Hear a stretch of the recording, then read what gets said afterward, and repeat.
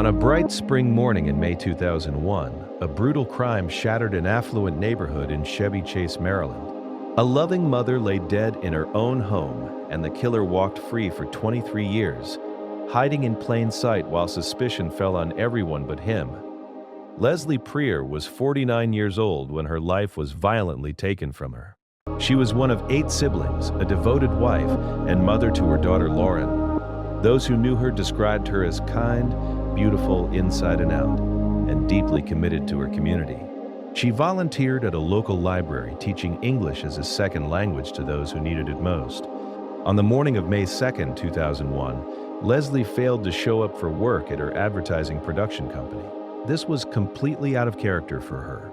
When her employer couldn't reach her by phone, he contacted her husband, Carl, who went by the nickname Sandy. What they found when they arrived at the Preer home on Drummond Avenue was a scene of absolute horror. Blood was spattered across the walls near the front door. The foyer was smeared with crimson. Furniture had been overturned in a violent struggle, and a blood-soaked rug had been dragged from the entryway into the living room. When Officer Jim Barnett arrived as the first responder, he knew immediately that something terrible had occurred. He made his way upstairs and found Leslie's body in the corner of the shower. She had been beaten with blunt force trauma and strangled.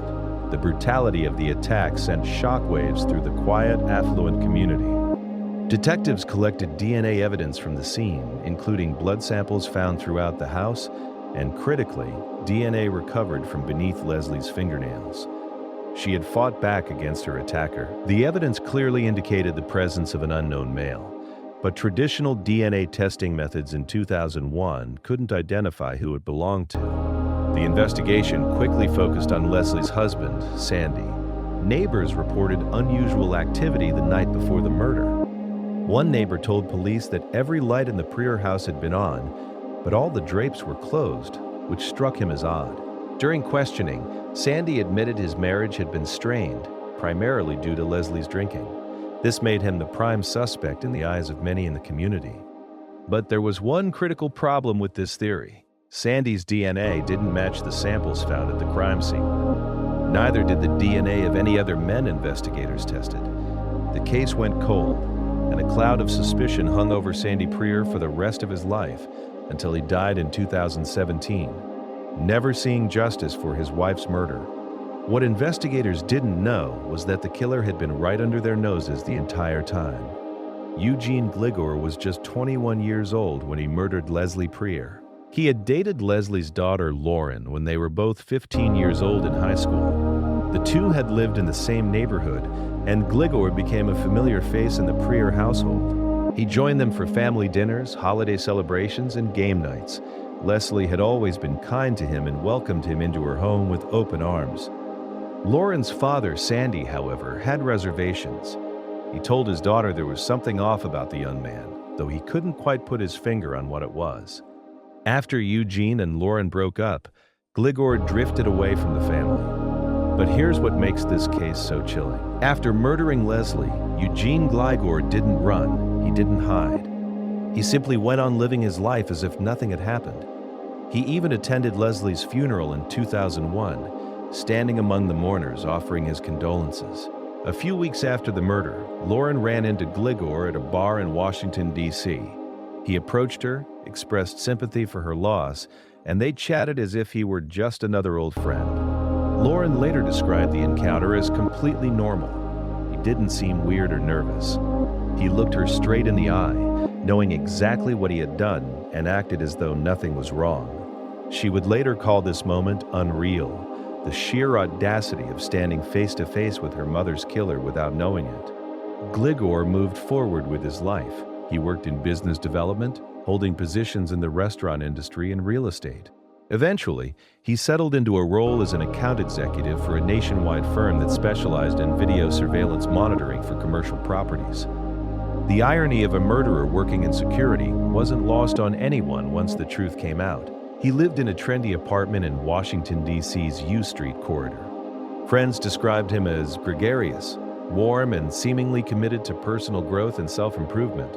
He participated in company culture groups, made charitable donations, including a $1,000 contribution to Community of Hope, a nonprofit that provided health care for underserved families. He was active in fantasy football leagues and enjoyed fine dining. To everyone who knew him, Eugene Gligar appeared to be a perfectly normal, upstanding member of society. Meanwhile, Leslie's family was left with nothing but questions and pain. Lauren, who had been 24 at the time of her mother's death, grew up under the shadow of an unsolved murder. Her father lived the rest of his days under suspicion, dying without ever being cleared. The Montgomery County Police Department never forgot about Leslie Prieur.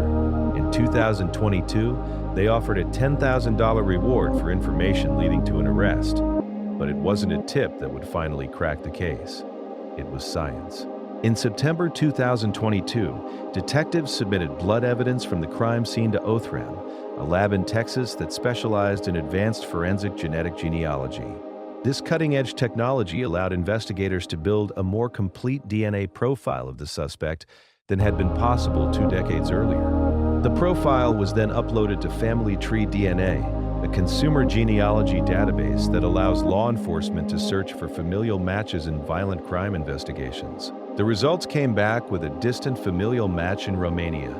A surname emerged from the database, Gligar. Detective Tara Augustin, who had recently transferred to the cold case unit, was combing through the original case files when she found something remarkable.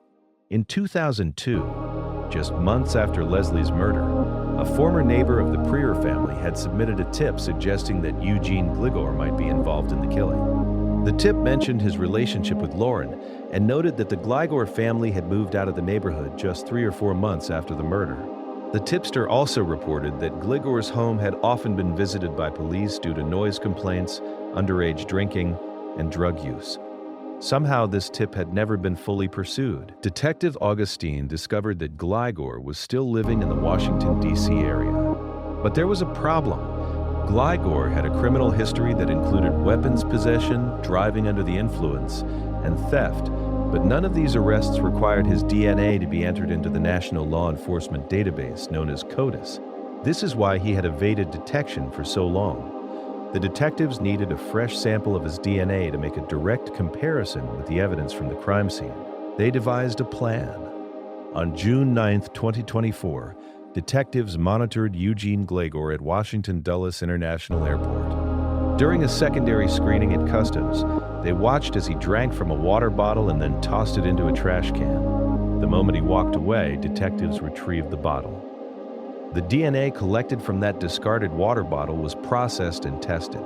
It was a perfect match to the DNA found at Leslie Prieur's crime scene. On June 18, 2024, Eugene Gligar sat on the steps outside his apartment building in Washington, D.C., scrolling through his phone and drinking a cup of coffee. It was a sunny day, 80 degrees. Suddenly, voices shouted at him to put his hands up.